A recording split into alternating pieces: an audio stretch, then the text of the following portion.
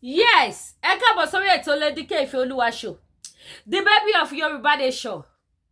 Happy new month. Mo tún ti gbede. Ẹ jọ̀ọ́ torí t'Ọlọ́run. Eléyìí tí mo gbé wá. Mo bẹ̀ yín o. Ẹ má búyàn ní comment section. This program is not for bullying. It's not for harassment. It's just to create awareness. It's just to enlighten ourselves. It's just to enlighten ourselves. Is to create awareness, not for bullying. Please don't bully anybody. I beg you in the name of God. Don't bully anybody on my platform. I keep on saying this all the time. I keep on saying this all the time. Don't bully anybody. Please and please, no matter anything mi bá gbé program ẹ wá, ẹ má bully wọn ní comment section. You can only advise them. You can only advise them. Don't forget the word of God. Tó sọ wípé ìbùkún ni fún onílàjà, ọmọ Ọlọ́run la máa pè wá. So please don't bully anybody. Don't harass anybody. I'm not here to bully. I'm not here to harass anybody. I'm only here to create awareness because I want people to learn from my platform. That is why I'm doing all this. That is why I'm bringing on this video to do what? To use it to create awareness on my platform. So I'm not here to bully anybody and I'm not here to harass anybody. Ẹ pé mo repeat. Ogun social media náà ló sọ mí do ní repeat kọ́ ló má ṣe wá lólódo tó repeat kíláàsì. Now ẹ jẹ́ ká jọ débẹ̀. Ẹ má gbàgbé tá bá ti wo program lọ. A máa display àwọn video. Ẹ̀yin tí ẹ bá need apartment tẹ́lẹ̀ lodge sí ní Nàìjíríà. Ẹ pè mí o 2-minute drive sí International Mohammed Airport. Apartment tó fine tó mú yes ni o. Tọkàn yín dẹ̀ máa balẹ̀ iná wà. 24 hours light ó wà ńbẹ̀. Ẹ lè ròyìn lọ síbẹ̀ kó lọ bá yín wo bẹ̀ kó wá ròyìn fún yín. Ẹ mọ̀ pé London lẹ wà. London ni. So máa play video yẹn lẹ́gbẹ̀ẹ́ kan. Adé tó máa kẹ́kọ̀ọ́ wa. Ìrírí ayé àgbọ́ fi kọ́gbọ́n àtúmọ̀ àgbọ́n yẹn náà lọ ní ẹgbẹ́ kan. Lẹ́yìn yẹn a display àwọn ọjà tá ní ọṣẹ àánú, ọṣẹ arọ́bí, ọṣẹ back to sender, ọṣẹ ìtúwọ̀ àwọn àgbà, ọṣẹ àgbélépọ̀tà, ọṣẹ bá mi dá ẹrù padà fún ẹlẹ́rù. Gbogbo ẹnikẹ́ni ìṣẹ̀dákíṣẹ̀dá tó lóun fẹ́ di ẹrù ọ̀rọ̀ lémi àti lórí. Ẹni tó dá ayé àti ọ̀run á ṣe kíni á dá ẹrù yẹn padà fẹ́ lẹ́rù. Ọṣẹ ta lè lò fún product yẹn náà ó wà o. Kò sí àwọn kan tá tó bá lè jẹ́ àwọn kan àánú náà ni gbogbo ẹ̀ ló ṣe kíni. Á tiẹ̀ máa gbọ́ tá bá ti ṣe kíni tá bá ti dé towards the end. Ó yẹ jẹ́ ká lọ. Ẹ jẹ́ ká share ká subscribe sí YouTube wa. Ẹ ṣé. Ẹ̀yin èèyàn tẹ́ bá ń gbèjà èèyàn ẹ kọ́kọ́ lọ ṣe find this. Ẹ lọ ṣe find this. Ṣé kò yín sìn? Kí ni mo sọ? Tẹ́ bá ń ṣe kí ni? Tẹ́ bá ń gbèjà èèyàn. Ká tó lọ. Ṣé mo pé Lizzy sọ wípé láti 2017 ká tó wọnú shocking fún yín. Ṣé mo pé Lizzy sọ fún yín pé láti 2017. Ẹ jẹ́ ń lọ wà kíni. Ẹ̀yin èèyàn tẹ́ bá ń gbèjà èèyàn. Máa fún àwọn àṣírí kan wọ̀nyí lẹ́nu. Àní pẹ́ńbẹ́ ṣókí ni. Ṣé kò yín sìn? Ká tó lọ. Ṣé mo pé Lizzy sọ fún yín pé ẹ já máa rí kọ́mẹ̀ntì yín o. Good evening sis. Ẹ bá wa share káàkiri. Ẹ̀yin ènìyàn kẹ́ máa dédé jókòó kẹ́ máa hate ẹni tí kò ṣẹ̀yìn. Ṣé mo pé Lizzy sọ fún yín pé láti 2017 ni Ìyábọ̀ Òjó ti ń ba tòun jẹ́. Ṣé kò yín? Ìyábọ̀ Òjó tó ń ba ti Lizzy jẹ́. Kí ló ń wá lórí péjì Lizzy ní 2021 tó máa ń like gbogbo fídíò Lizzy ní 2021 2020 2019 lọ síwájú bẹ́ẹ̀. Ẹ wo fídíò yìí báyìí sìn. Ẹ̀yin èèyàn Ìyábọ̀ Òjó lẹ́ ń rí yẹn. Kí ni déètì yẹn? A ní fídíò yìí lọ́wọ́. Kí ni déètì tẹ́ ń wò yẹn? 17 àbí 17. Ẹ máa sọ fún mi ní ìfẹ́ paná. Ẹ máa jẹ́ mọ̀. Kí ni déètì yìí? 17 2021 17 of January 2021. Ẹ máa bá mi kọ síta. Lizzy Anjorin lẹ́ ń wò yìí. Ta ló like ẹ yìí? Àti other people àti 231 other people tí wọ́n like ẹ. Ìyábọ̀ Òjó kọ́ lẹ́ ń wò yẹn. Ìyábọ̀ Òjó lẹ́ ń wò yẹn ní 2021 January 17. Ta ló like? Ó like fídíò Lizzy. Mo ní fídíò yìí lọ́wọ́. Kò sí nǹkan Lizzy tí mo ní lọ́wọ́. Ṣé kò yín sí? Ṣé kò yín? Mo sọ fún yín pé ayé ẹ̀ máa bàjẹ́ tó máa jẹrà pátápátá Ọlọ́run. Mo sọ fún yín pé àwọn dọ̀kásì ò ṣiṣẹ́ fún tán. Wọ́n ò ṣiṣẹ́ fún tán. Màá farabalẹ̀ kínkìnkín ni màá máa ṣiṣẹ́. Kò tí ì yé ya ẹ̀. Màá máa gbéṣẹ́ jáde díẹ̀díẹ̀. Ká tó wá lọ pátápátá. Ẹ má gbàgbé pé Lizzy sọ fún yín pé immediately tóun àti Lawal táwọn ṣe ìyàwó tó àwọn lọ sí UK. ẹ wá wo déètì tí Lizzy lọ sí UK, ẹ wá wo déètì láti ẹ̀ tó lọ mò ń bọ̀ mo fẹ́ fi ilé náà hàn yín, mo fẹ́ fi nǹkan yín náà hàn yín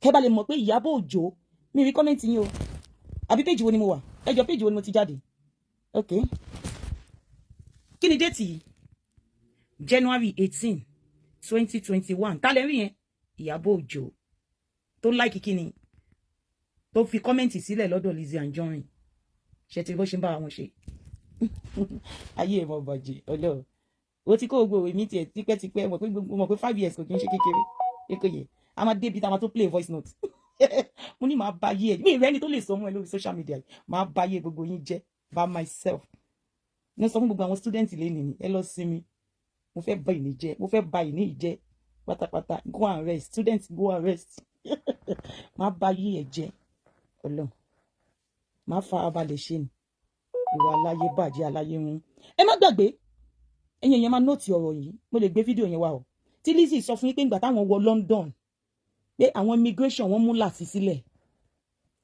ṣe mọ̀ pé Lizzy ò sọ fún yín nígbà tó wọ London yẹn torí yíyẹ tó wọ London yẹn tó ti yẹn oyún wà tó Lizzy sọ pé òun lóyún mọ́ǹtì tó wọ London yẹn Lizzy ò lè wọ London ní mọ́ǹtì yẹn kán aláwọ̀ ẹ̀ kó wọlé because wọ́n máa fi pé ó fẹ́ wá bímọ sílùú àwọn ni kò tí yẹn sìn ibẹ̀ lẹ́ máa ti mọ̀ pé Lizzy kọ́ ló lọ mọ́ ṣé kò yẹn sìn Lizzy kọ́ ló lọ mọ́ ṣé kò tí yẹn sìn gbogbo January Ìyábọ̀ Òjó January 21 gbogbo ẹ̀ lọ síwájú bẹ́ẹ̀ bọ̀ Ìyábọ̀ Òjó kọ́ la wá sọ mo kàn jẹ́ kẹ́ mọ̀ ní pé Lizzy ń parọ́ fún yín pé Ìyábọ̀ Òjó ti ń bà tòun jẹ́ láti 2019 mo kàn jẹ́ kẹ́ mọ̀ pé irọ́ ni Lizzy ń pa ẹ̀yin ènìyàn this is 2025 ó ṣeé ṣe kó jẹ́ yí pé ìyá àmọ̀dí ló ń jẹ ẹ̀kọ́ yẹ aláyé bàjẹ́ ni Lizzy o Lizzy ò bímọ kankan sáyé o àgàn ayé àgàn títí láíláí ni Lizzy máa yẹ àgàn títí láíláí ni ò bímọ kankan òun lè ṣe rí Lizzy ló ṣe máa ń gbé àwọn ọmọ ṣépè ní kíkankíkan kò yẹ yín ni tí Lizzy bá bí ọmọ kò ní yẹ yín ìtara pé Florida ń gbó ó ń gbó bí ewúrẹ́ á ta lára láti wá nǹkan ṣe sí ọ̀rọ̀ Florida tó bá jẹ́ pé òun ló bí ọmọ yẹn ìtara pé ọmọdé yìí ò pé mọ́mì rì ọmọdé yìí ò fọhùn bí ènìyàn ìtara yẹn máa ṣe bọ̀ òun kọ́ ló bí òun náà mọ̀ pé òun kọ́ lóun bí jẹ́ kó yẹ yín sìn guys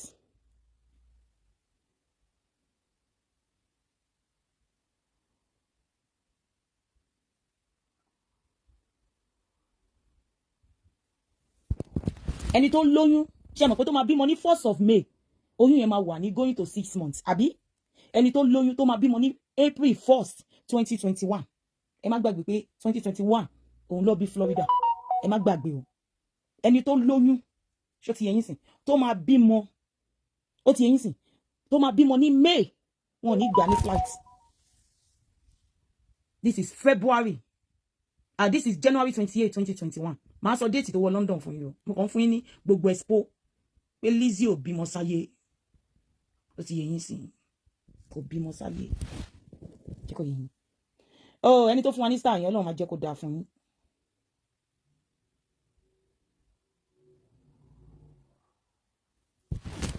This is February 3rd 2021 ẹni tó máa bímọ ní February kò ní rí báyìí ẹ gbàgbé gbogbo fake pregnancy wèrè ẹ o ẹni tó máa bímọ ní February tó máa bímọ ní 1st of May ẹ jọ níbo lóyún wà lára Lizzy ẹni tó máa bímọ máa fò káàkiri ẹni tó gbé oyún sínú tó sọ yí pé ọmọ tóun ní ọmọ 25 years ni òun lóyún lé ọmọ 25 years kò yẹ yín sìn a máa fò kiri báyìí a máa ṣe báyìí ẹ jọ oyún dà lára Lizzy ní February 3rd ó dẹ̀ máa bímọ ní May ó máa bímọ ní May 1st ẹ bá wa share fídíò yìí kó gba deliciously oyún dà lára ẹ̀ kò sóyún kankan lára wò ẹ kò yẹ yín máa fi ìgbà tó wà ní London máa fi hàn yín tó sọ yí pé wọn ò jẹ́ ẹ má gbàgbé tó sọ pé ìgbà táwọn lọ sí London àwọn dọ̀kásì lọ competition wọn ò jẹ́ kí láti wọlé pé later lọ jẹ́ kán wọlé máa fi déètì yẹn hàn yín ẹ bá mi wo oyún tó wà lára Lizzy ẹ bá mi wo oyún tó wà lára Lizzy tí Lizzy ní yẹn ẹ bá mi wá oyún yẹn jáde.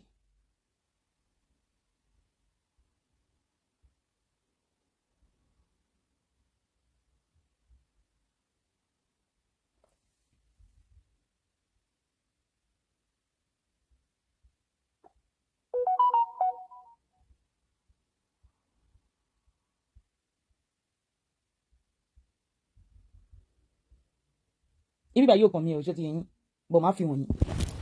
This is March 2020. This is March 11, 2021. Ẹni tó máa bímọ ní May òun nìyẹn bẹ́ẹ̀.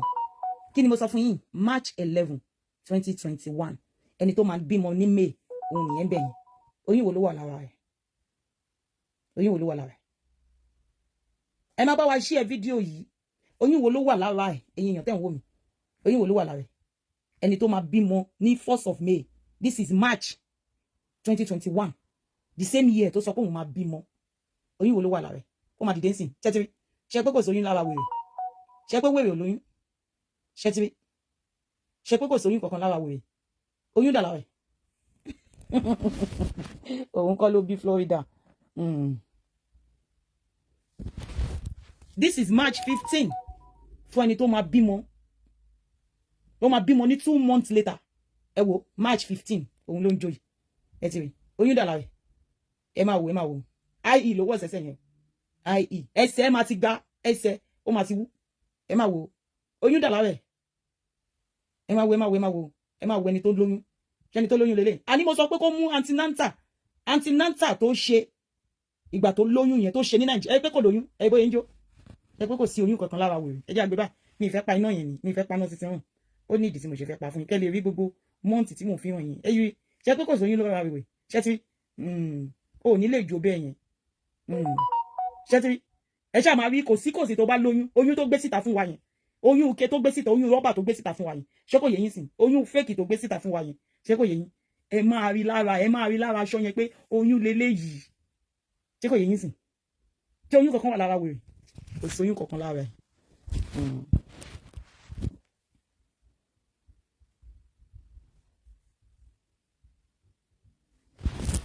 This is 18th of March 2021. 18th of March 2021. Lizzy lele. Oyún dà lára ẹ̀. Má gbé báyìí.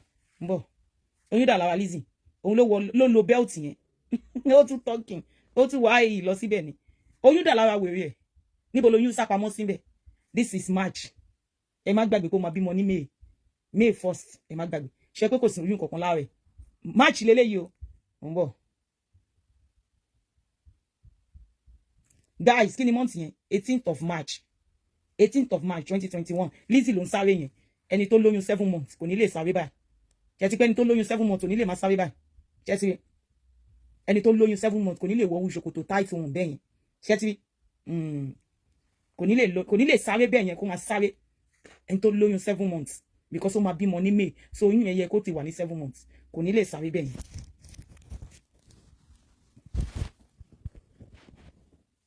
She has the tree on it. Eléyìí sọ pé ó gbé pamọ́ ni. Ó gbé oyún yẹn pamọ́ sórí tree. Ó gbé pamọ́ ni. Wọ́n bọ̀ o.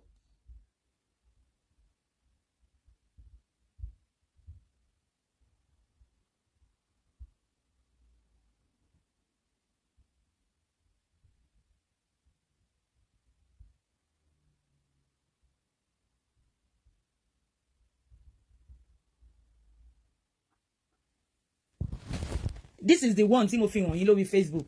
Ẹ máa wò ó. This is April. Ó kù 1 month. Ó ti ẹ̀ wọ 1 month. Oyún 8 months ìdáníkùn wèrè. Oyún 8 months. This is April 6. Ẹni tó lóyún 8 months. Ẹ wo ṣòkòtò tó wọ̀. Ó tún de belt. Ó tún de belt. On the 6th of April. Ó máa bímọ ní May 1st, 2021. Níbo lóyún wà bíbá. Ó ní bóun ṣe wedding lòun ṣe lóyún. Ẹ má gbàgbé. Ẹ má dé. Ó ní alẹ́ ọjọ́ wedding òun gangan lòun lóyún. Ni wọ́n bá jóná tù sínú ẹ̀. Ṣé mọ̀ pé nǹkan tó sọ fún yín nìyẹn. Ẹ jọ̀ọ́ èèyàn tó wà níbí bá ní 6th of April 2021 tó dẹ̀ máa bímọ ní May. Ẹ jọ̀ọ́ ṣóyún wà lára ẹ̀. Ṣóyún wà lára ẹ̀. Nàìjíríà ní bíbá yìí o. Nàìjíríà ló sì wà yìí o. Ó sì wà ní Nàìjíríà ní April. Ẹ bá lè mọ̀ pé Lizzy ò lóyún kankan. Ẹ bá lè mọ̀ pé kò sí oyún kankan lára ẹ̀. Ó mọ̀ pé ọmọ yẹn fẹ́ bímọ. Òun ló sì sáré lọ. Emergency ló lọ. Ẹ má fún yín. Ó wá sí, ẹ má gbàgbé pé ó wá sí London. Ó wà ní London ní time yìí náà. Ní April ló wọ London. Ló wá sí London. Ní April. Ń bọ̀. Òun àti Lateef lélẹ̀. Ẹ mọ̀ pé sọ fún yín pé òun àti ẹjọ́ lọ sí London. April 22 lélẹ̀. Lizzy dẹ̀ máa bímọ ní 1st of May. Lizzy wà ní London ní 2021 ní April 22. April 22 lélẹ̀. Tẹ́ ń wò yìí. guys ẹ má bínú pé mi ṣe lórí chair because mo fẹ́ lọ sùn ni mi fẹ́ kí ti kọ́rẹ́ mi mọ̀ pé mi ti sùn. Ẹ wo April 22 lélẹ̀ jẹ́tìrì April 22 2021 Lizzy máa bímọ ní 1st of May kò tí yẹn òun àti Latire ní London òun àti Latire ní London ẹ ṣàbí wọn oyún tó wà níkùn Lizzy dà oyún tó wà níkùn ẹ̀dá oyún tó wà níkùn Lizzy dà bó ṣe dé ṣàbí pé jákẹ́tì yẹn wà ní ṣíṣílẹ̀ ni oyún tó wà níkùn ẹ̀dá oyún tó wà níkùn ẹ̀dá ní déètì wo lélẹ́yìí ẹ jẹ́ fi déètì yẹn wọ̀nyí 22 of April mo ń bọ̀ ẹ má bínú ó yẹ kíkí ní ẹ máa rí ò lọ ni kò rí ò lọ 22 of April jẹ́ ti rí bẹ́yẹn 22 of April 2021 ní bọ̀ wá bẹ́yẹn ti ń bọ̀ 22 of April 2021 òun àti Làsílọ́ wà ní UK tó sọ pé dọ̀kásì bàjẹ́ fáwọn UK yẹn lélẹ̀ ìgbà tẹ́ sábọ̀dù ń sọ ń gbà yẹn ó ti yẹ yín sìn oyún yẹn dà oyún tí Lizzy sọ yí pé òun ní l'Amẹ́ríkà yìí níbo ló wà oyún tí Lizzy ní l'Amẹ́ríkà yìí oyún tí Lizzy ní Amẹ́ríkà ń bọ̀.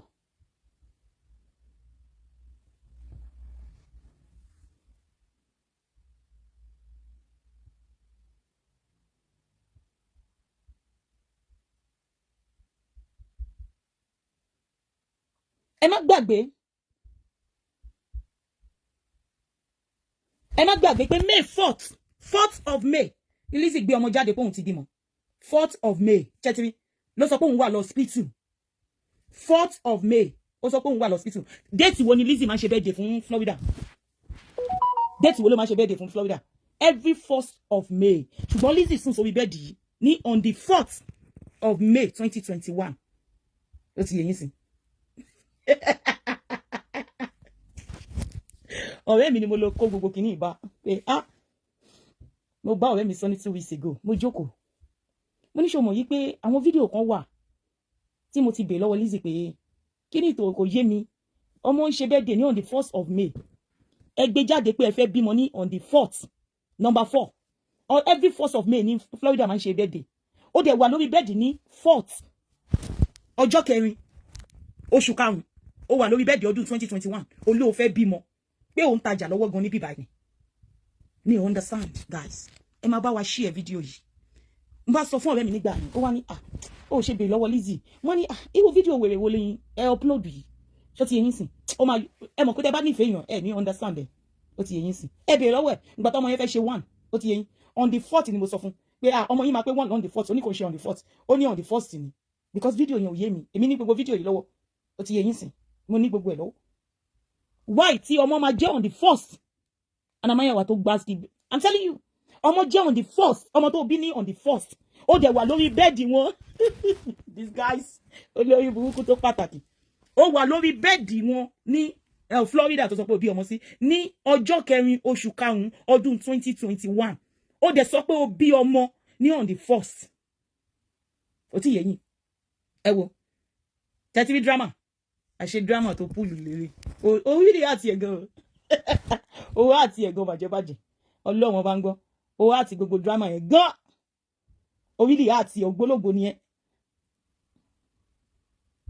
ìwọ tó sọ yí pé ẹ máa gbọ́ ìwọ tó sọ yí pé o bímọ on the 1st ó ti yẹ yín sìn ó sọ pé o bímọ ní on the 4th lárí bẹ̀ yẹn ọjọ́ kẹrin oṣù karùn-ún ọdún 2021 ló bọ́ síta pé ló wà lórí bẹ́ẹ̀dì pé òun rọbí lọ́wọ́ ó dẹ̀ bọ́ síta wá ṣe show first show ẹ this is your first show ní 12th of May gbogbo ẹ̀yin tẹ́ ti bímọ ṣé ẹ lè wá jókòó báyìí kẹ́ ṣe make up tẹ́ ṣẹ̀ṣẹ̀ bímọ tó yẹ pé 6 days after 8 days ó yẹ kó máa ṣe kó mọ́ bíbá yàn 8 days later Lizzy wà lórí social media ó ń ṣe show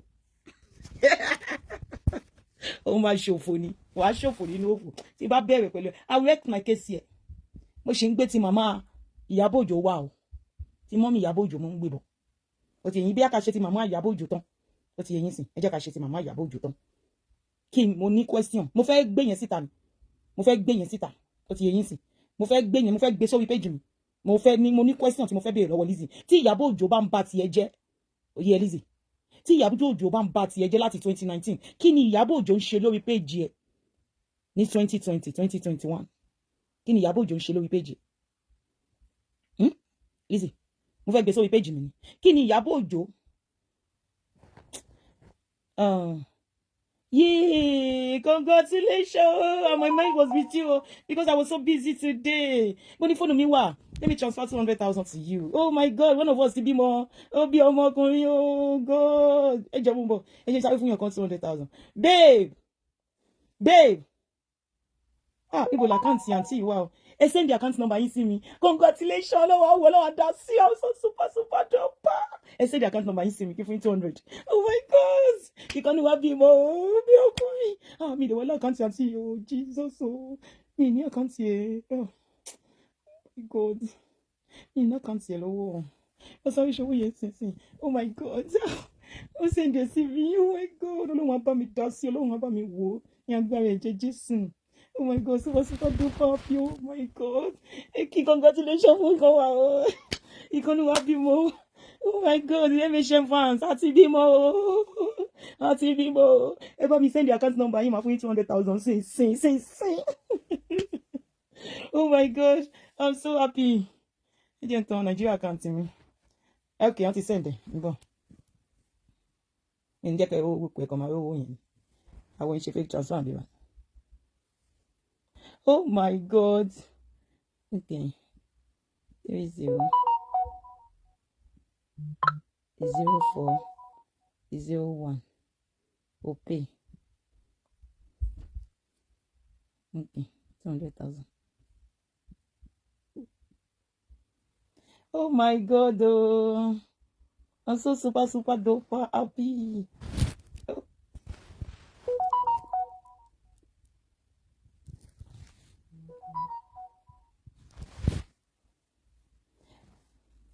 Hello, check account you multi 200,000 Sima. Congratulations!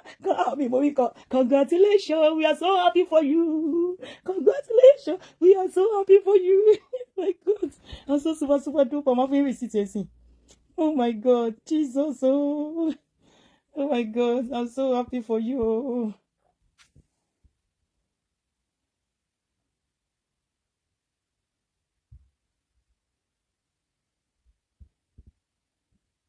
Oh my God, ẹ jẹ́ fún wọn ní receipt. Wọ́n bínú ìdí nítorí mi ti wà yìí, mo ti wà tí wọ́n mọ̀ ṣàpì o. Mo ti wà tí wọ́n ṣàpì gbogbo voice note ẹ̀ ǹdẹ̀ má worry. Màá gbọ́ later, wọ́n ti owó yẹn.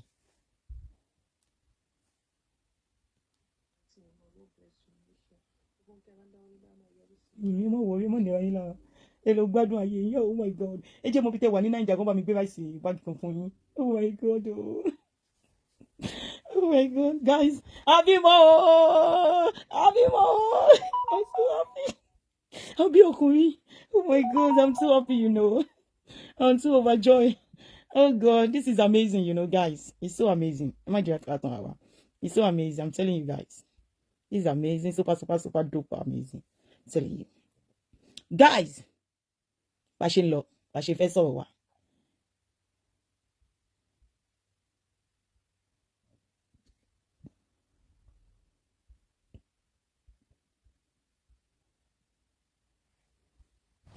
Guys, màá yọ internet mi kò nítorí lady yẹn.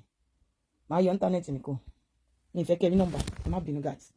This is Lizzy Anjorin in 2020, November 2020. Take o yin si. This is Lizzy Anjorin, November 2020. Mama Atani, nǹkan tó send sí mi lélẹ̀. Mama Ìyábọ̀ Òjó. Ó ti yín. Picture tó send sí mi lélẹ̀ nípa Mama Ìyábọ̀ Òjó. Take o yin si. Kí ni Lizzy sọ? Oh, so sorry, my dear. Ó tag Ìyábọ̀ Òjó. Ìyábọ̀ Òjó tó ń bá tiẹ̀ jẹ́ láti 2019. Ó ti yẹ Lizzy Anjorin. Ṣé kò yẹ ń sìn? Ìyábọ̀ Òjó tó ń bá tiẹ̀ jẹ́ ní 2020 tí màmá ẹ̀ kú. Ó máa celebrate ẹ̀ lórí page ẹ̀. Ó celebrate Ìyábọ̀ Òjó lórí page ẹ̀. I'm there. Kí ló ṣẹlẹ̀? Mama Nama is here. Kí ló ṣẹlẹ̀? I'm here. Can't you hear me? Yeah, one. Tag Ìyábọ̀ Òjó. Okay. Ìyábọ̀. Lizzy Anjorin, this is 2020. See, mama, that is November, about to celebrate New Year. About láti gbogbo gba yìí ó sọ pé ó lóyún ni o. Ó ti yẹ ń sìn.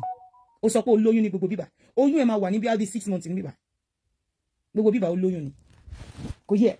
Ìyábọ̀ tó sọ yí pé òun ló ń bá ti ẹjẹ́ láti 2019. Òun ló kọ lẹ́tà sí wọn.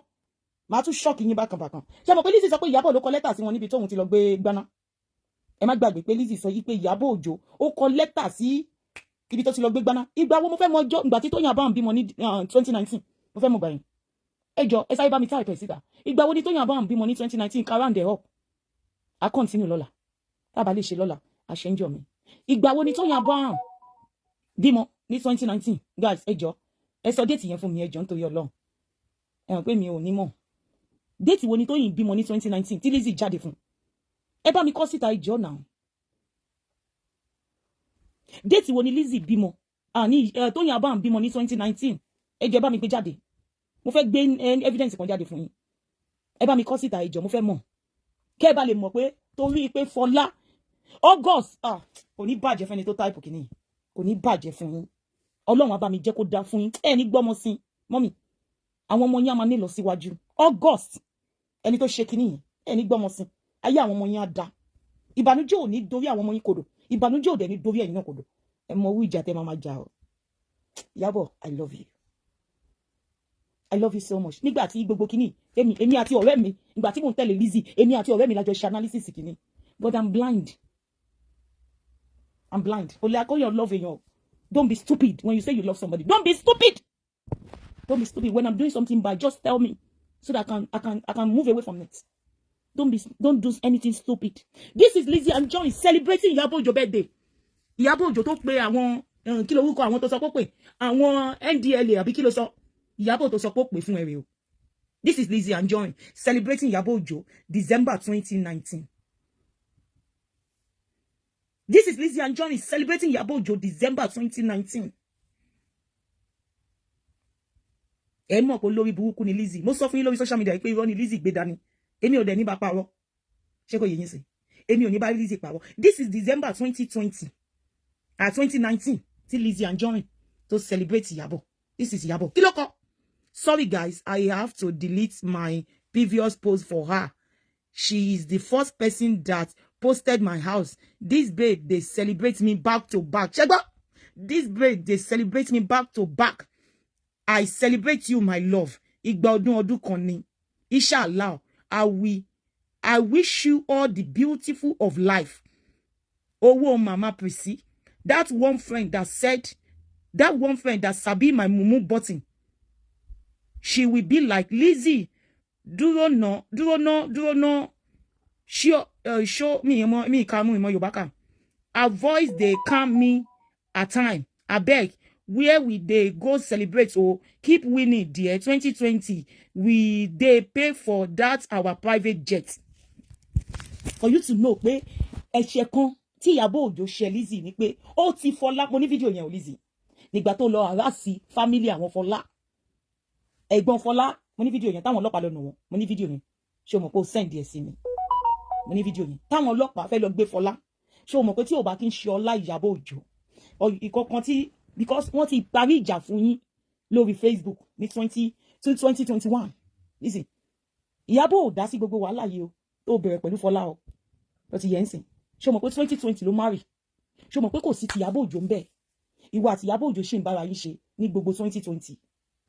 Ẹ ṣì máa ń comment Ìyábọ̀ Òjó ṣì máa ń like gbogbo nǹkan tó ń gbé sórí page ẹ. Nǹkan ẹyọkan tí Ìyábọ̀ Òjó ṣe fún ẹ. Òun ni pé kò jẹ́ kó rán Fọlá lọ sẹ́wọ̀n. Because o fẹ́ rán ọmọ yẹn lọ sẹ́wọ̀n. Kàn gba fóònù lọ́wọ́ Fọlá. Wọ́n ti gbà tán lọ gba fóònù lọ́wọ́ Fọlá. Àwọn boys tán lọ gba fóònù méjèèjì lọ́wọ́ Fọlá. Ó gba fóònù lọ́wọ́ Fọlá. Ó ti yé ẹ. Àwọn tó lọ mọ́ pé torí pé o mọ̀ yí pé recording ọkọ ẹ wà lórí fóònù yẹn. Ṣé kò yẹ ńsìn? Ṣé kò yẹ? Àwọn tẹ́ lọ gbé lórí YouTube. Gbogbo WhatsApp, gbogbo voice note tí Fọlá send sí wọn, gbogbo ẹ̀ làwọn ọlọ́pàá Nàìjíríà kó fún Lizzy. Kò tẹ́ ẹ lọ́rùn. Guys, ẹ jẹ́ a máa lọ. Ṣé rí pé Ìyábọ̀ Òjó kò ṣe Lizzy o. Ṣé rí gbà tó fẹ́ ṣe àdàbí fún Priscilla. Ṣé rí pé mo sọ tòótọ́ pé má ṣe àdàbí. Kí ló dé? Mo ti wò rárá gbogbo Ìyábọ̀ Òjó la ń ṣọ́ láti àárọ̀ dalẹ́. Comment Ìyábọ̀ Òjó la ń ṣọ́ láti àárọ̀ dalẹ́. Àṣé page tó tiẹ̀ wá sọ pé Ìyábọ̀ Òjó kọ́ ló ní mo máa follow page yẹn kú o. Gbogbo nǹkan tó bá gbé síbẹ̀ báyìí la follow. Ṣé kò yé yín sí? Ìyábọ̀ Òjó máa comment láti bú ọmọ ẹ̀. Nǹkan ẹyọkan tí mo ṣe sọ pé kó má ṣe àdàbí fún kí ló wúkọ ọmọ yìí Priscilla nìyẹn. Pé àárín nǹkan tá máa gbé lọ fún bàbá aládàbí bàbá bọ́ọ̀lùgì àbí kí ló ti pe bàbá yẹn náà. Bàbá yín Kwana tó máa ń bẹ ṣiṣẹ́. Àárín nǹkan tá máa gbé lọ fún. Àárín nǹkan púpọ̀ nípa ti Dorcas. Bọ́ nígbà tá a dọ́dọ̀ ti Ìyábọ̀ Òjó àárín nǹkan kan. ó mọ iye tí mo waste fún àwọn tó lọ ń ṣọ́ comment Ìyábọ̀ Òjó lórí péjì ẹ̀ gangan àárín nǹkan kan yàtọ̀ sí kó rẹ́rìn jọ ṣé téèyàn bá rẹ́rìn ìyẹn ní ìpéyàn máa gbé èèyàn lọ sọ́dọ̀ àwọn oníṣègùn nǹkan yẹn kan tí mo mọ̀ pé déjà láàrin èmi àti ẹni pé ok Bukky Jesse tó ṣe àdàbí fún ṣe bó orí nǹkan gbé fún orí nǹkan gbélẹ̀ gbogbo àwọn fídíò tó ṣe fún ẹ tó fi bú ọkọ ẹ orí nǹkan gbélẹ̀ àbí ṣé mo sọ̀rọ̀ mo dá ẹ lóhùn so many people of them tó wà lórí social media tó ṣe show fún ẹ orí nǹkan gbélẹ̀ bó tá a rí nǹkan gbélẹ̀ lọ́dọ̀ wa tó bá fẹ́ ṣògùn kì í ṣògùn fẹ́ni tó bá jẹ́ innocent person tó bá ṣògùn fẹ́ni tó ń jẹ́ innocent person dáadáa ló máa ṣẹlẹ̀ sínú ayé ẹni yẹn burúkú tó yẹ kó ṣẹlẹ̀ sí ẹni yẹn ló máa ṣẹlẹ̀ sí wọ gbogbo ẹni mo ṣàlàyé fún ẹ mi ò dé fẹ́ bẹ́ẹ̀ lọ́wọ́ nínú ẹ̀ òun la ṣe mi ò ta mi ò ṣe mi ò fẹ́ kó ṣe nǹkan báyìí a lè jọ wà tó dẹ̀ sọ pé mi àti ọ̀rẹ́ ni wá a ní jọ jẹ́ ọ̀rẹ́ tí wọ́n bá lè gbà nǹkan lọ́wọ́ mi ó ti yẹ nígbà tí wọ́n gba ọ̀rọ̀ Bukky Jesse lọ́wọ́ mi nígbà tó fẹ́ súnmọ́ Bukky Jesse ẹni tó ti ṣàdàbí fún nígbà tó fẹ́ súnmọ́ ó ṣàdàbí fún débi ọmọ ẹ̀ ni o ó ti yẹ ó ṣàdàbí fún mo sọ fún ẹ pé ọmọ kan ṣoṣo tó bí nìyẹn o ó ṣàdàbí fún Bukky Jesse pẹ̀lú ọmọ kan ṣoṣo tó bí mo sọ fún ẹ pé kò ní ọmọ mi o ọmọ kékeré tó máa ń wà pẹ̀lú ẹ̀yìn ọmọ àbúrò ni o mo ní ọmọ yẹn kan ṣoṣo tó ní nìyẹn o pé kò fi sílẹ̀ o onígbé ṣèbí mò ń bàjà mo ní pé kò kún ẹ ìjà Facebook làwa máa ń jà mo ní ọmọ yẹn kan ṣoṣo tó ní nìyẹn ó ṣe àdàbí yẹn o ìgbà tó tán tó fẹ́ bá Lizzy sọ tó fẹ́ bá Bukky Jesse sọ̀rọ̀ onígbé anamáyẹ̀wá ó gbọ́dọ̀ bá Bukky jà mọ́ ó gbọ́dọ̀ mo gbọ́ sí ẹlẹ́nu àbí mo gbọ́ sí ẹlẹ́nu mo ò dẹ̀ bá jà mọ́ mo ò bá Bukky Jesse jà mọ́ mo gbọ́ sí ẹlẹ́nu nítorí pé Bukky Jesse ó ti ń ṣe nǹkan tó like ó ti ń sà mo gbọ́ sí ẹlẹ́nu àbí mo gbọ́ sí ẹlẹ́nu ṣùgbọ́n ìgbà tẹ́mi sọ fún ẹ pé ọmọ ẹyọ kan ṣoṣo tó bí nìyẹn ṣe gbọ́ sí mi lẹ́nu ó ṣàdàbí fọ́mọ yẹn àbó ṣàdàbí fọ́mọ yẹn ó ṣàdàbí fọ́mọ yẹn ó ṣe fún ó gbé ọmọ ẹ lọ sọ́dọ̀ bàbá lábúlé ó ṣe fún ó ṣèkà fún un náà ìgbà táwa dé ti Ìyábọ̀ Òjó yìí àárí evidence Gistlover ló lọ cup ó dẹ̀ nílò fún Ìyábọ̀ Òjó ní ìmọ̀ Ìyábọ̀ Òjó rí ó jẹ́ kí n mọ̀ pé Ìyábọ̀ Òjó ló fún ẹni tó wá gún mi lọ́bẹ̀ ní 1,500 mo ti torí ẹ̀ hate ẹ̀ mi ò kí ẹ̀ one thing about my spirit you can never mi ò ní gbà gbogbo àwọn tí mo ti bá ṣe wọ́n mọ̀ mí ìyí tí bá sọ pé mi ò fẹ́ nǹkan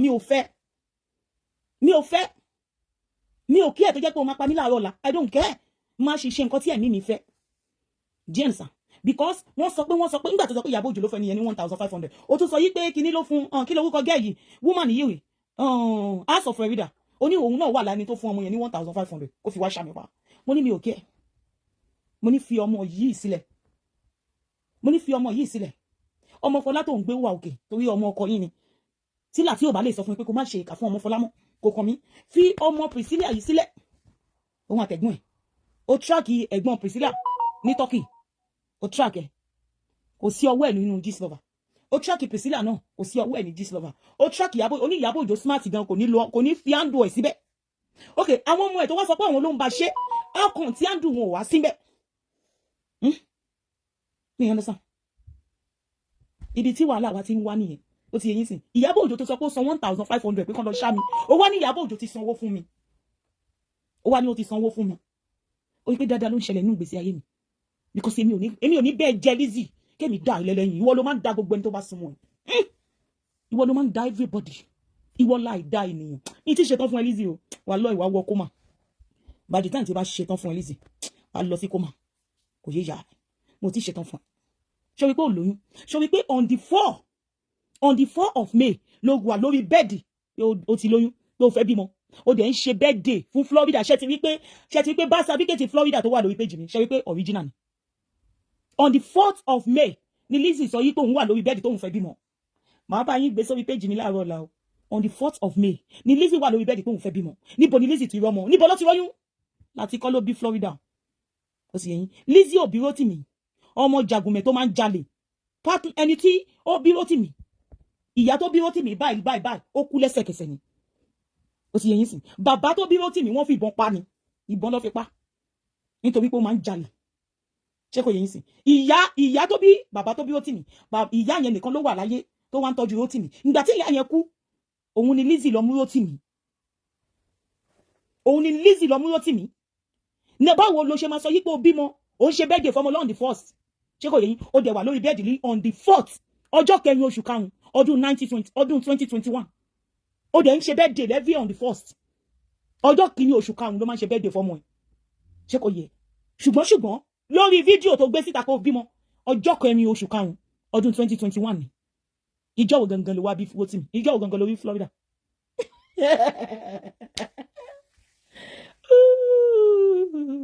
first video tó kọ́kọ́ wá ṣe pé o bímọ on the 12th of May o ti bọ́ síta wá ṣe first video tí gbogbo èèyàn sọ ń bẹ̀ tí gbogbo èèyàn sọ ń bẹ̀ o wọ́n ti video tó send sí mi tí mò ń sọ fún ẹ pé kí ló dé tí kí ló wúkọ ọmọ yẹn tọmọ yẹn ń fún ọmọ lọ́yàn tó sọ pé kó má fún lọ́yàn mọ́ ìyẹn Rótìmí ó ń fún ọmọ lọ́yàn tó fi sọ pé kó má fún lọ́yàn mọ́ wọ́n ń pawọ́ pé kán wo wọ́n fẹ́ pa nígbà tó wà nínú wọn ò pa kankan Lizzy nǹkan tí Esabod tó ṣe dáàbò ẹ yẹn ni dáàbò tó ń dáàbò ẹni táwọn ọmọ ayé èyí tó ń ṣe fún ẹ òun ló fẹ́ ṣe léṣe òun ṣe pé ó lóyún kankan ó wá dọ́gbọ́n fún wa lórí social media ni irọ́ ló gbé dání ó lè lo dìmẹ́rù irọ́ ló gbé dání ó gbé òtítọ́ kankan dání Lizzy máa sọ fún ẹ pé màá bí ẹ wo ọ̀la kóhun ẹ kó so mọ́ gbogbo ẹ̀dá pé ó tiẹ̀ jẹ́ kí mọ gbogbo nǹkan tí mo mọ̀ yìí because kò possible kíní mo send sí ẹ nígbà yẹn Lizzy kíní fídíò yìí mo ní báwo ni ẹni yìí ó máa ṣe ẹ́ ó máa lọ fẹjọ́ ẹ̀sùn àwọn NDLA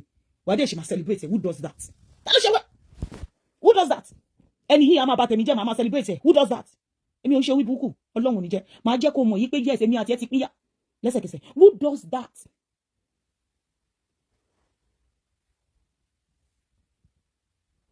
who does that ó kàn fẹ́ kẹ́ máa bá ti Ìyábọ̀ Òjó jẹ́ tẹ́ bá níwọ ọmọ báyìí ní ọmọ ní Ìyábọ̀ Òjó nínú ìròyìn ṣé wàá jókòó wàá máa bá wọn bá tiẹ̀ jẹ́ wàá jókòó wàá máa bá wọn bá ti Priscilla jẹ́ gbogbo èyí tí Priscilla ò ṣe mo dúpẹ́ lọ́wọ́ Ọlọ́run tí mo bá Lizzy sọ̀rọ̀ tí ò gbọ́ èmi mi ṣí lára ẹlẹ́sẹ̀kẹsẹ̀ ni èmi mi ṣí torí mo rí Priscilla as innocent person ọmọ yẹn wà so innocent the spirit of that child is innocent mo sún fún ẹni mo bẹ̀rẹ̀ sí celebrate èmi gan mọ̀ pé mo ń celebrate Priscilla bẹ́yìn mo sún fún ẹni torí pé mo mọ̀ pé ọmọ yẹn ti wọnú ògo ògbésí ayé ẹ lọ́jọ́ tèmi ayé ẹ rí dínkù ni ìwọ lójoojúmọ́ láyé ẹ ń rí dínkù ojoojúmọ́ ó dẹ̀ ń da fún Ìyábọ̀ Òjó ní gbogbo ìgbà ló ń da fún Ìyábọ̀ Òjó ògbésí ayé ẹ bó o ṣe fẹ́ kó rí fún wọn kọ́ lórí o sí nínú ṣọ́ọ̀bù ẹ mọ́lẹ̀ ni o ẹ jẹ́ máa lọ guys torí máa lọ sí storage lọ́la ẹ jẹ́ máa lọ torí a ti sùn nulẹ̀ ẹ jẹ́ máa lọ everybody ti sùn mí nìkan mo ti sùn ẹ jẹ́ máa lọ abẹ́ who dey sell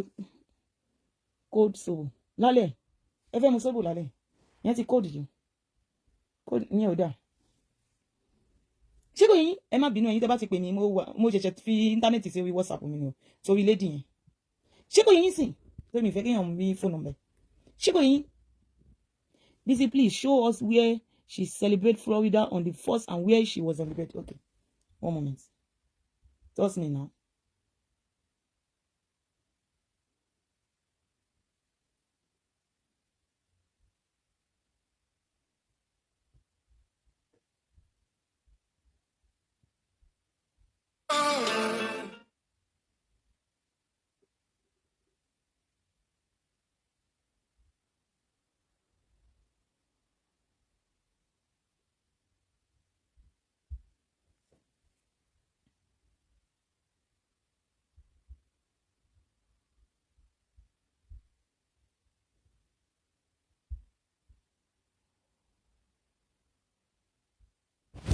Oui.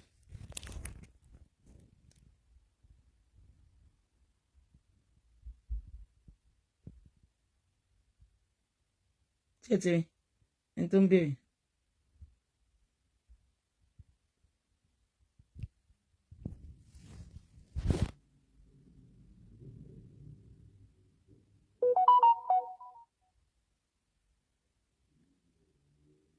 Àwọn set mo dẹ̀ láwọn earring and pendant mo dẹ̀ ní earring lásán they are all beautiful mo dẹ̀ ní different type of wig níbí báyìí ọ̀la wípé mi ò fẹ́ kí láìlọ́ọ̀nù yẹn máa pariwo tí bá ṣe ń tu lọ túbọ̀ ọdún láìlọ́ọ̀ pé kí n máa yọ ọ́ yìí kò ní jẹ́ kẹ́ gbọ́ ìròyìn lẹ́kùnrẹ́rẹ́ tá à ń gbọ́ ìròyìn ayọ̀ tí kì í ṣe ìròyìn ìbànújẹ́ ọwọ́ pálábá wọn ti ń ségi one by one kọ́wọ́ pálábá wọn ségi tó bá jẹ́ pé ohun tó máa dá Nàìjíríà wù nìyẹn bí sími láì kọ́ lọ kó fún gbogbo ẹ̀ka kò káyé so mo láwọn wíìgì lóríṣiríṣi mo láwọn woman hair mo láwọn skull cap mo níwẹ̀ àwọn something like this tí mo lò náà but àwọn tí mo ní kì í ṣe red and kì í ṣe wine and black báyìí mo láwọn tó quality dáadáa ju tí mo lò yìí lọ bákan náà mo láwọn braid lóríṣiríṣi ẹjọ́ torí ọlẹ́wà bá mi rajà ojú òní tí ìyẹn ẹnu ti gbẹ mo ti kó gbogbo owó sórí ọjà kò sówó ẹ wá bá mi rajà ìṣàánú mi ọdún yìí ó yẹ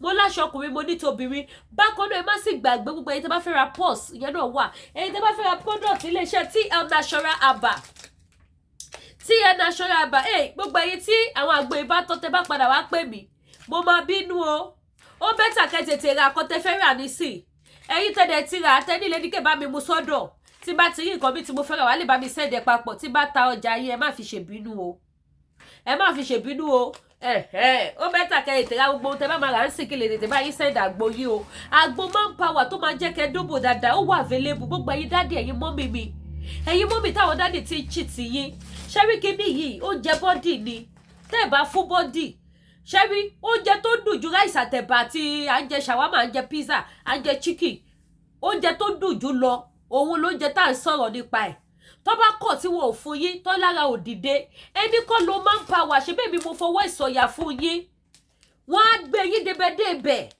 gbogbo ẹ̀yin big mommy tẹkùndùn ẹ̀bí ti tèmi tí mo fi jọ yín owó ní ń tẹ́ máa lò lélẹ́yìí gbogbo ẹ̀yin dáàdì náà tẹ́yìn náà dé gbádùn ẹ̀bọ̀ tí bọ́dì ti ń ṣe bákanbákan ẹ wá gbẹlúra manpower àjẹbídán tó confam tí bá sọ fún yín tí mo ràn gbogbo ojú mi ó yẹ kẹ́ mọ̀ pé mi ní ràn gbogbo ojú mi làkọ̀ yìí mi ní ràn lórí rọ́ màá ràn lórí òtítọ́ ni because àpò easy now ẹ̀bùn látọ́ lọ ń fún mi kí wá kàn máa ràn lásán no máa ràn sórí òtítọ́ àtòdodo ni so ẹ pè mí kí bá yín sẹ́dẹ̀ bákan náà ti diabetes wà tí jẹ̀díjẹ̀dí gbogbo ẹ̀yin tí jẹ̀dí ti store sí bọ́dì yín ẹ wá lo àgbo jẹ̀dí kẹ́ flush gbogbo ẹ̀ dànù bákan náà ìtumọ̀ wá gbẹ̀gbẹ̀ gbogbo ẹ̀yin tẹ́ bá need apartment tẹ́ lè lodge sí ní Nàìjíríà ẹ̀yin mọ́ mi ẹ̀yin dáàdì mi ṣẹ́yẹ́ lè tí mo gbé wá fún yín tẹ́ bá gbọ́ pé atátó ìyọ́dún ẹ lè ti máa láwọn fídíò tó ń display látẹ̀kan àwọn apartment yẹn òun ni mò ń display nínú fídíò yẹn ó wà ní just 2-minute drive sí International Mohammed Airport ẹ lè lo 1 month ibẹ̀ 3 bedroom wà ń bẹ̀ 2 bedroom wà ń bẹ̀ a room self wà ń bẹ̀ which is room and parlour ó wà ń bẹ̀ bákan náà gbogbo nǹkan tẹ́ máa fi dáná tẹ́ máa feel at home each kí ló ti pè each apartment ló ní kíni ló ní nǹkan ìdáná títẹ̀ ní kitchen ẹ̀ wà each apartment ló ní kitchen títí ẹ̀ so ẹ pè mí kí n fún yín ní phone number wọn àwọn eléyìí ò dẹ̀ níyàn lára 24 hours light ló wà ń bẹ̀ ẹ̀yin tẹ́ bá léyàn àbẹ́ lọ ṣe project kan Nàìjíríà ẹ ní níbi tẹ́ lè lọ́ọ̀jì sí ẹ pè mí kí n fún yín ní phone number ọ̀ kẹ́ ṣe kí ni kẹ́ screenshot ẹ̀ fídíò yẹn nọ́mbà wọn wà ń bẹ̀ ẹgbẹ́ bá mi patronize wọn mi ò ní mọ̀fọ́ fún yín ibi tẹ́ máa dé tẹ́ máa ṣe kí ni tẹ́ máa ṣàdúrà fún mi òun níbẹ̀ ẹ̀yin tẹ́ bá dé get number wọn ẹ text mi WhatsApp number tẹ́ lè fi pè mí òun ló wà lójú screen yìí ẹ pè mí lórí WhatsApp máa fún yín ní contact wọn ẹ pè wọ́n kẹ́ ṣe kí ni kẹ́ feel free kẹ́ feel at home just 2-minute drive sí International Mohammed Airport so ìyẹn nìyẹn lẹ́yìn yẹn gbogbo ẹ̀yin tẹ́ bá fẹ́ ra spiritual items ilé ayé o ilé ogun Jésù ọmọ Ọlọ́run ṣàánú fún wa ilé ayé ilé ogun gbogbo ẹ̀yin tẹ́ ẹ ní 1 or 2 challenges ẹ pẹ̀lẹ́ ní Kẹ́hìnfẹ́ Olúwaṣò the baby of Yorùbá nation mo ní àwọn iṣẹ́ tẹ́ máa lò tí ẹ dẹ̀ máa ní testimony ayọ̀ mo ní àwọn nǹkan tí ẹ máa lò tẹ́ máa gbégbá ọpẹ́ ṣé owó lẹ́yìn nídìí ni àbí aláàánú tó máa bá yín rẹ̀ ẹrù ayé yín àbí àwọn nǹkan ìṣẹ́gun oríṣiríṣi ogun ló wà àwọn nǹkan ìṣẹ́gun lóríṣiríṣi náà ni mo sì ní àwọn bí èmi ni àgbélépọ̀tà àwọn ègúnwọ̀ èpè back to sender adá ọfà padà sórí ọlọ́fà ìtúwọ́ free from bondage ó wà àti bẹ́ẹ̀ lọ gbogbo èyí tẹ́ máa ń fojú kó òun aláǹtakùn àwọn nǹkan tẹ́ máa lò ó ṣe kí ni ó wà available ẹ má jẹ́ kí n parọ́ tó yìí kò síbi tó gun òsì o Jésù ọmọ Ọlọ́run o èèyàn tó bá wà nínú Kristi òun nìkan ló lè ṣe kí ni ló lè ròyìn